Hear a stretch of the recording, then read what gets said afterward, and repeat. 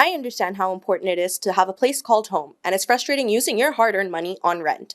Vic Prasad can make you a homeowner. Get pre-approved services provided to first-time buyers and new immigrants. You can qualify for mortgage even if you have bad credit. Call Vic Prasad now on 604-306-6647. Vic Prasad is associated with Craft Mortgages Canada Incorporated. For any kind of visa-related services, contact Milky Way Immigration, a galaxy of opportunities located at Unit 209-9547 152 Street, Surrey, BC. They have licensed immigration consultants, placement officers, and LMIA experts to meet your immigration and recruitment needs. Book one-time free consultation either on Facebook or by calling 604-396-0005.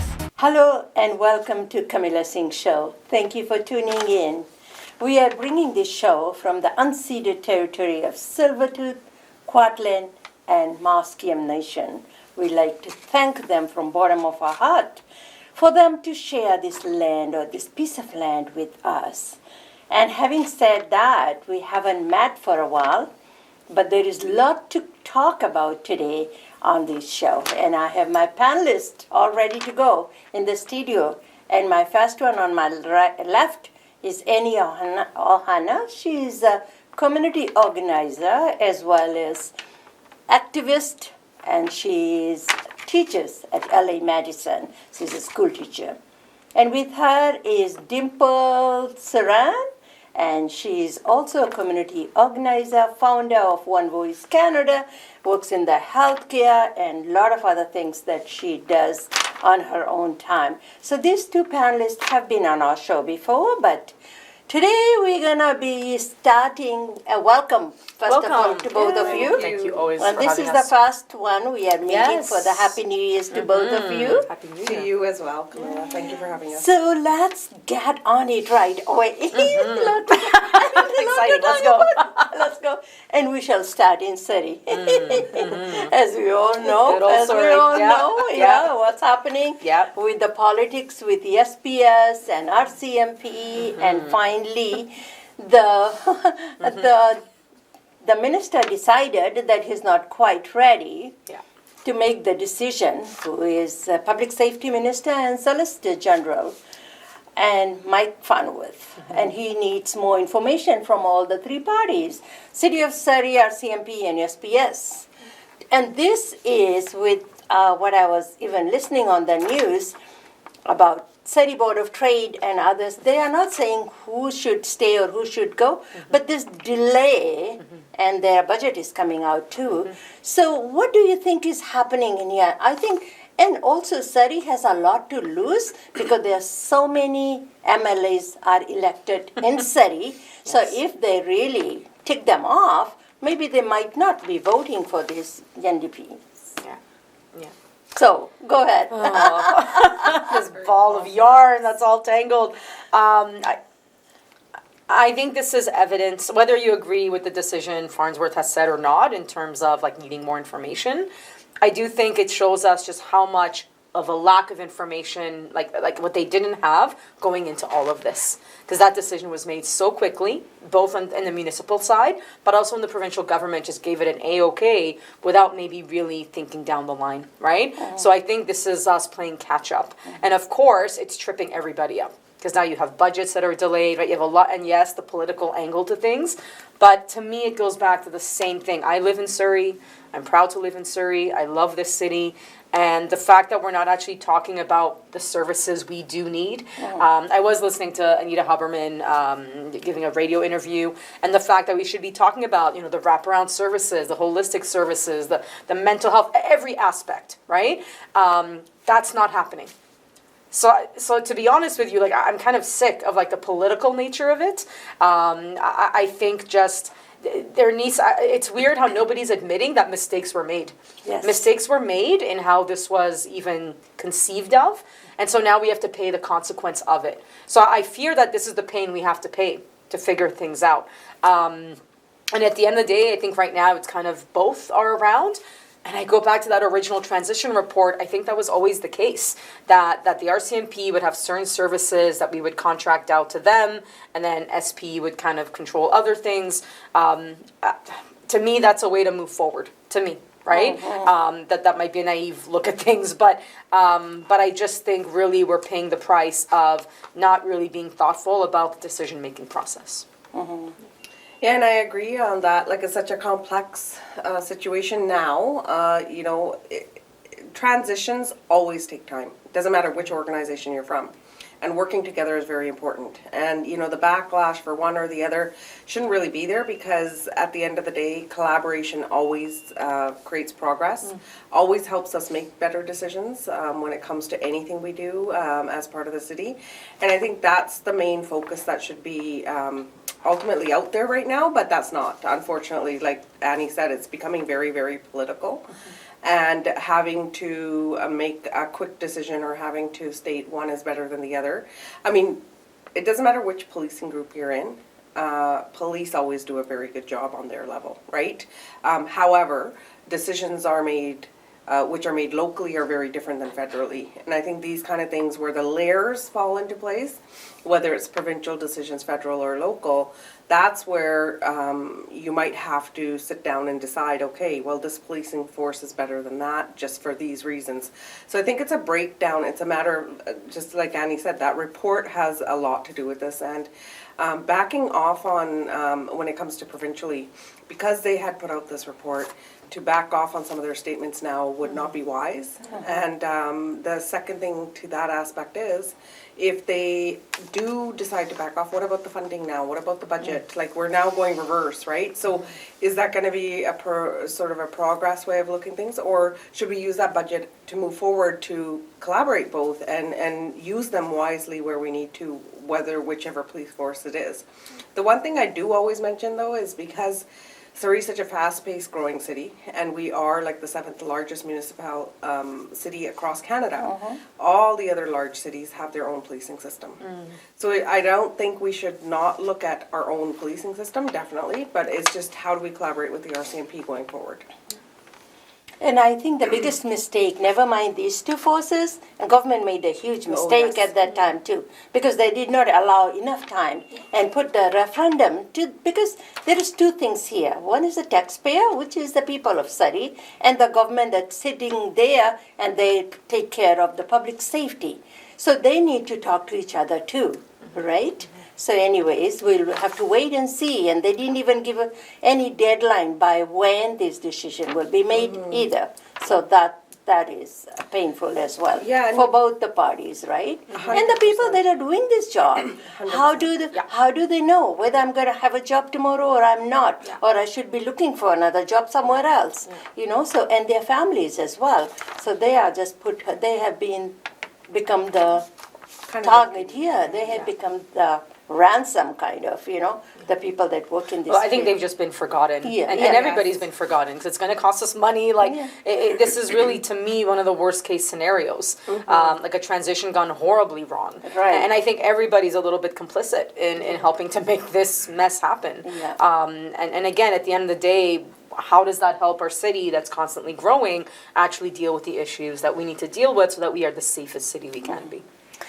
Moving on, we should move on to our NDP, David Eby, our premier, and his 100 days. He promised himself he's going to be giving money or making announcements with the first 100 days of his term in the office. Okay, he's doing that. He's traveling all across the province to give the money with people or the businesses or organizations, or mostly businesses, that are losing job and shutting down and things like that. But what I found recently, that he made an announcement of appointing 2 advisory members. One for the health ministry, Penny Ballum, which is making over 6-figure salary already, and the second one is the ex-mayor of Victoria. So one is going to be reporting on housing, and the other one will be reporting to Adrian Dix with health care. My question now is, we belong to a lot of advisory boards and committees and all that, and these people will be paid 6-figure salary. How do you justify that? And what would how would that differ from the ministers that are already in place? That we have a housing minister, we have a health minister, how is it necessary to have an advisory member? Advising what and to whom? Did you want to start in terms of healthcare? Well, in terms of healthcare, we always need that advice, I'll be honest. Just because, again, with healthcare, it's becoming complex now. Yeah. You know, we're short-staffed in different departments, whether it comes to physicians or nurses or any, care staff overall. And not enough hospitals around, especially in Surrey. How the system is kind of transitioning. Again, it's a transition system where we now have primary care and urgent cares involved, which weren't there in beforehand. But we're still seeing a backlog, huge backlog in our medical system, right? Wait lists and people not being able to see physicians on time, and lots of complaints being put forward. So it definitely, you do need to sit down as different members of, whether it's part of, like you said, community and politicians and other healthcare sort of, anybody with healthcare background, whether it's medical directors and advisory boards, because unless you're in the system, you really don't know what's going on. And looking at it from outside as sitting on a board and just deciding certain things and how they should be implemented isn't always the best way of doing things. You actually need to hear from grassroots levels of people working as to what the complexity is, where we're seeing the problems, even from patient side. Like, you need public input on certain things, because what are our patients facing? What is it that they see concerning? So I think it's, again, complex, just like the policing system is a very complex healthcare system going on right now. And to pick up very quickly on the points you're making, I certainly don't want to see like a bureaucratization of these decisions. So what I mean by that is that who are these advisors? What are they advising on? Like I want to see some tangibles here in terms of, like, is this a report? Is this an ongoing thing? And also the fear, maybe it's like federal level, but like there's a backdoor entrance for private interests or other interests that might not be in the interest of the public. So that's always a question for anybody when these advisors come forward. I do agree. I think, like, for housing, again, a very complex issue, and I hope that the former mayor of Victoria can give that proper advice in terms of like what our housing systems actually need, what housing looks like on the ground. Like so I don't know if it's completely problematic, but I do think there needs to be justification for why they're getting paid those six figures, and what's the added value here. But again, I think at the end of the day, we elect these people. There needs to be a democratic transparency and accountability to it, so that if they don't do their job, if they're not providing advice that leads to good policy, those people should not be around. I think there's sticker shock perhaps, and but at the same time, sometimes that does allow for a lot more for advice that maybe you can't get otherwise. But again, I would tread carefully, and I certainly don't want to see all these six-figure salaries now coming left, right, and center. Yeah, that right. certainly wouldn't be a good thing. And I was going to say, with Penny Bellum, she's a doctor herself. She was out and about during COVID time and all that. She works in the healthcare system. She knows maybe to advise critics. Yeah. This other woman who is a mayor, it doesn't give her, because I'm the mayor of a city, whatever, that I know about housing. Yeah. I mean, there's two different things, right? And when these people are collecting this kind of figures, money, just to advise the premier on what and how to build more homes, ask me, I can tell you that. I don't need to be paid six figures, Yes, there are so many people homeless and all that. So the next thing we're going to switch is, I think maybe next week, the Prime Minister Trudeau is calling, or they are supposed to be meeting all the premiers. And I think the main topic, all the premiers have been asking for more money for healthcare. And he wants accountability, how the money is going to be spent. And premier says, give the money to us and we're going to spend the way we want, because our population is aging and things like that. So what do you think the outcome of this premiers meeting with the Prime Minister be in a couple of weeks or maybe next week? When There were when I gonna look be at some dough going yeah, when I on. look at the different provinces, like my fear, like so in Ontario, where there's a clear push for privatization, and like they're just moving ahead. And I think the fear is that like the Canada Health Act needs to be protected. So the idea of the 5 principles that and then like provinces can make their own systems, but within those guidelines. And I do feel the federal government wants to see those guidelines like kept in place. I think the money has to come. Yes. You can't keep pushing the ball down, kicking the ball further away. This is not the first meeting, right? So to me, I'm concerned that they're just all going to butt heads and then leave with nothing. Meanwhile, their systems continue to not operate the way they should be. So I do think money needs to be provided sooner rather than later.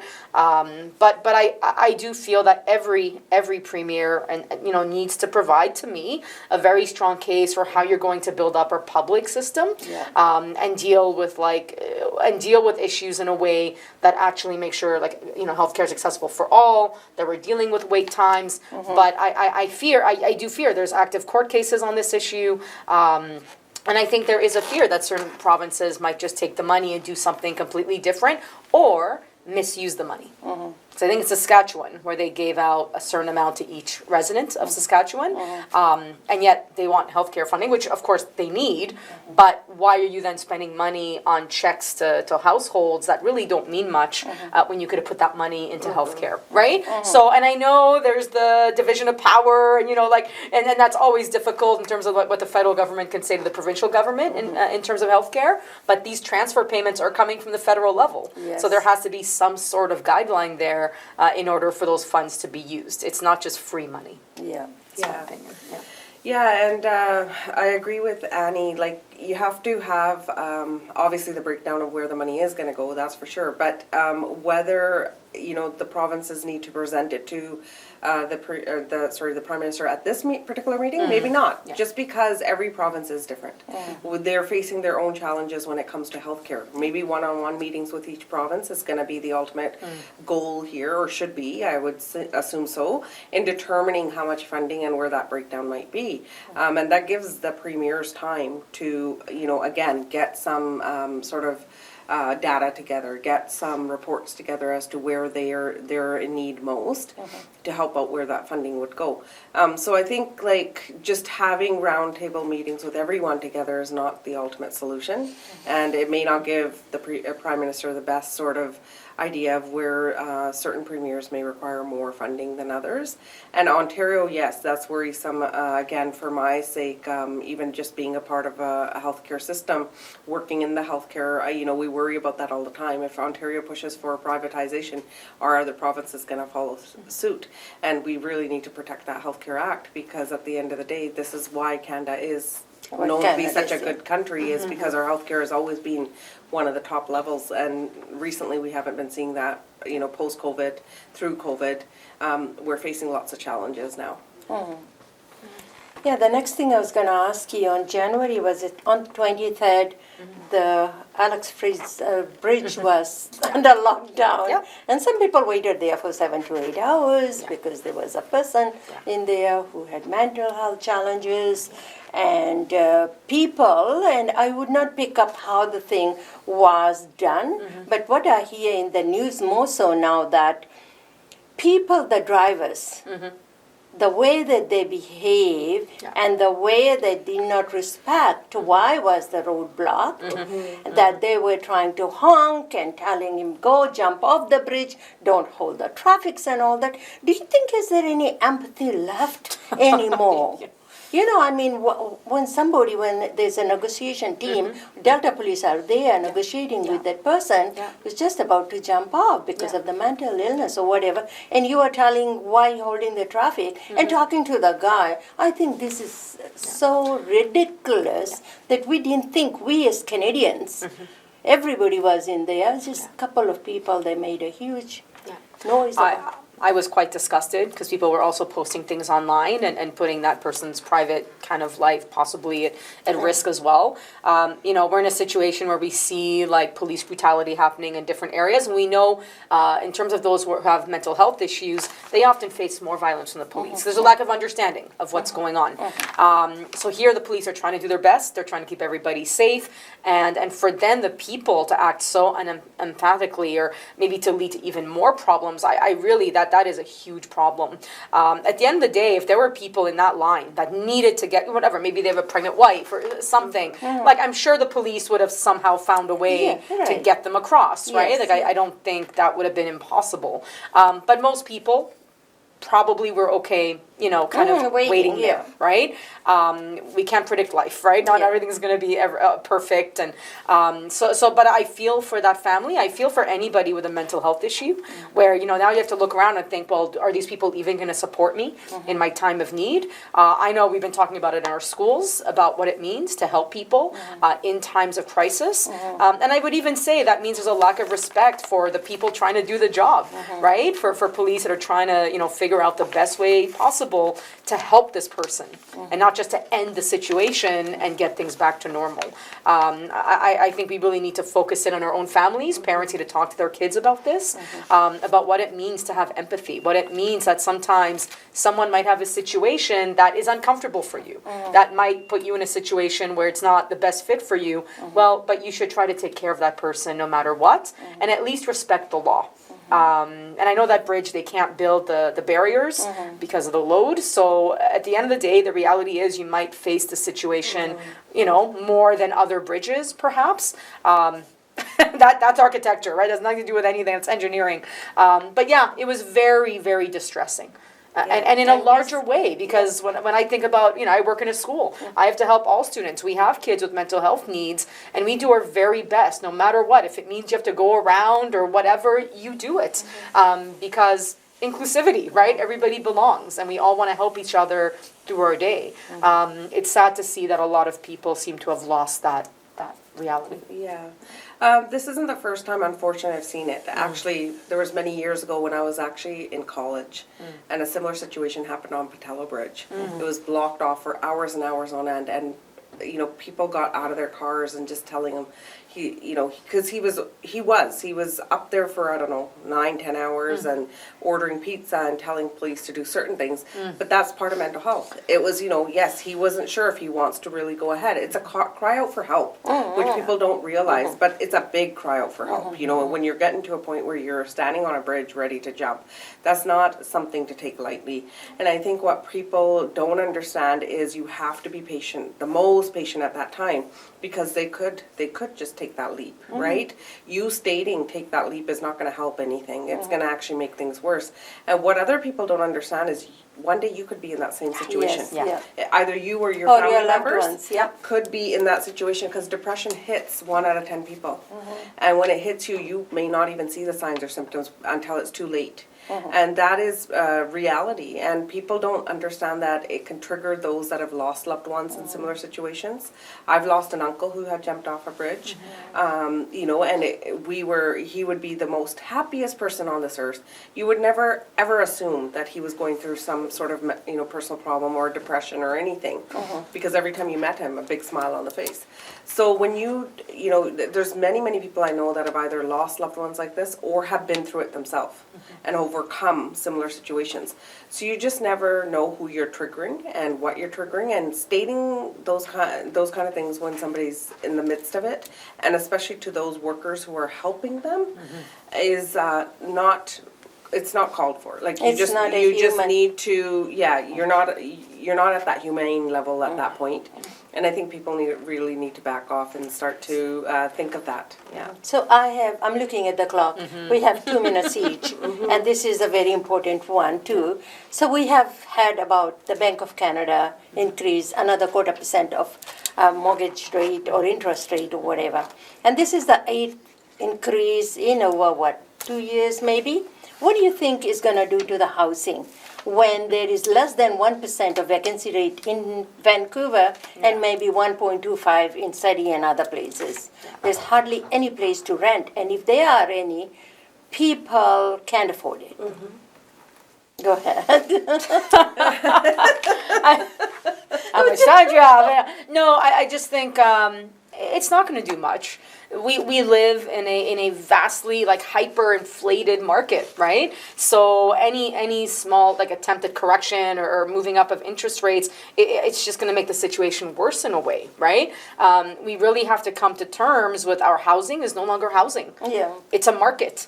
Yeah. And I don't mean like, so it's not about It's not whether you have a affordable. place, a roof over your head. Yeah. It's about making money. Yeah. So I know there's a lot of different things coming in, right? Foreign buyers not being able to purchase, right? Like Yeah, there's that's all true. these different ways, but I fear that for Vancouver, and I know like other major cities, this problem is so far beyond. And I feel they're almost grasping at straws at this point, trying to figure things out. I think it's part of a strategy, and we are in for a bit of a bumpy ride. So I think for most Canadians, we have to realize that. But is that going to help somebody kind of rent a place or buy a place, in the next couple months? I really, no, I don't think so at all. Yeah, no, I think like even people who own houses now and who have spent so much money during that inflation, when when the market went up so high and housing is like 1.5 just to purchase a house nowadays, Yes. people can no longer afford it. And even working 1 or 2 jobs, like I know many families who had bought homes, have now sold them and gone back and living with their either in-laws or parents, trying to make ends meet. And we're seeing a lot more sharing, accommodation, sharing happening. And it's never been this way. Like this is kind of like the first several years that I've seen something like this in Vancouver and Surrey happening, where people are actually willing to share, willing to, Yes, yeah. help each other out in that aspect, because incomes are not cutting it. No. There is no way you can work one job right now and try to afford a place to live. And the rents are so high, and then, yes, interest rate, they're trying to balance it so that, inflation will start to cut back, but truly will it? I don't think so. Like, I don't see that happening, and I don't see it happening anytime soon if it does, so realistically we are, like Annie said, it's just, this bubble's ready to pop and burst, but will it actually how we've had bubbles burst in the previous times, will this actually be in that case? I don't think so, because it's becoming money-making schemes, right? So that's where I worry as well, and I think the interest rate up or down won't make that much of a huge impact. With that, we run out of time, and thank you both very, very much, so much for coming in such a cold day and talk about all these issues that are impacting all of us every day. So keep watching Kamila Singh Show, and we should be back next week or week after that. Take care. I understand how important it is to have a place called home, and it's frustrating using your hard-earned money on rent.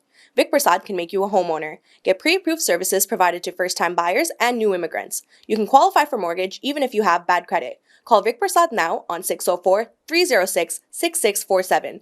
Vic Prasad is associated with Craft Mortgages Canada Incorporated. For any kind of visa-related services, contact Milky Way Immigration, a galaxy of opportunities located at Unit 209-9547 152 Street, Surrey, BC. They have licensed immigration consultants, placement officers, and LMIA experts to meet your immigration and recruitment needs. Book one-time free consultation either on Facebook or by calling 604-396-0005.